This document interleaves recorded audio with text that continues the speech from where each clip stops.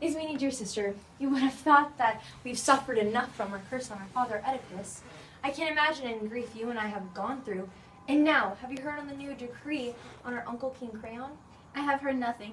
I know that 2 sisters lost 2 brothers, a double death in a single hour, and I know that the Argive army fled in the night, but beyond this, nothing.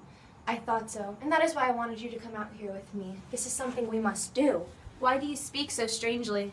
Ismene, Creon buried her brother Eteocles with military honors, gave him soldier's funeral, and it was right that he should. But Polynices, who fought so bravely, died as miserably. They say that Creon has sworn no one shall bury him, no one shall mourn for him, and his body must lie in the fields, sweet treasure for the carrion birds to find him, search for food. That is what they say, and good Creon is coming here to announce it publicly, and the penalty? Stoning to death in a public square. Prove what you are, a true sister or a traitor to your family. Antigone, you are mad. What could I possibly do? And now you must decide whether you will help me or not. I do not understand. Help you in what?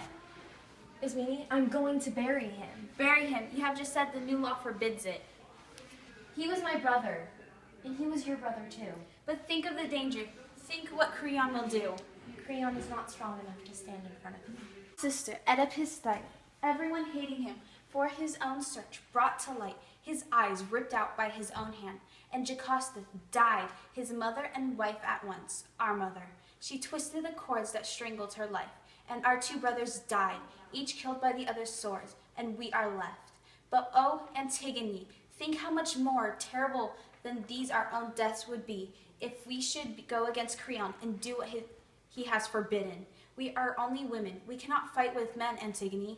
The law is strong. We must give in to the law in thing. I beg to dead to forgive me, but I am helpless. I must yield to those in authority, and I think it is dangerous business to always be meddling. That is what you think. I should not want you, even if you ask to come, but you have made your choice, and you can be what you want to be, but I will bury him. And if I must die, I say this crime is holy. I shall lie down with him in death, and I shall be as dear to him as he was to me. It is the dead, not the living, who make this the greatest demands. We die forever. You may do as you like, since apparently the laws of the gods mean nothing to you. They mean a great deal to me, but I have no strength to break laws that were made for the public good.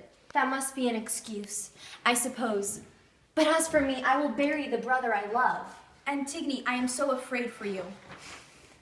You need not be. You have yourself to consider, after all. But no one must hear of this. You must tell no one. I will keep it a secret, I promise. Oh, tell it. Tell everyone. Think how they'll hate you when it all comes out, if they learn that you knew about it all the time. So fired, you should be cold with fear. Perhaps, but I'm doing only what I must. But can you do it? I say that you cannot. Very well. My strength gives out. I shall do no more. Impossible things should not be tried at all. Go away, Ismene. I shall be hating you soon. And the dead will too, for your words are hateful. Leave me my foolish plans. I'm not afraid of danger. If it means death, it will be the worst of death. Death without honor. Go then, if you feel that you must. You are unwise, but a loyal friend indeed to those who love you. Now the long blade of the sun, lying level east to west, touches with glory Thebes of the 7 gates. Open, unlidded eye of golden day, O marching light across the eddy, and rush of Dursey stream, striking the white shields of the enemy, thrown headlong backwards from the blaze of morning. Polynices, their commander, roused them with windy phrases. He, the wild eagle, screaming insults above our land. His wings, their shields of snow, his crest, their marshaled helms. Against our 7 gates, in a yawning ring, the famished spears came onward in the night. But before his jaws were sated with our blood, our pine fire took the garland of our towers.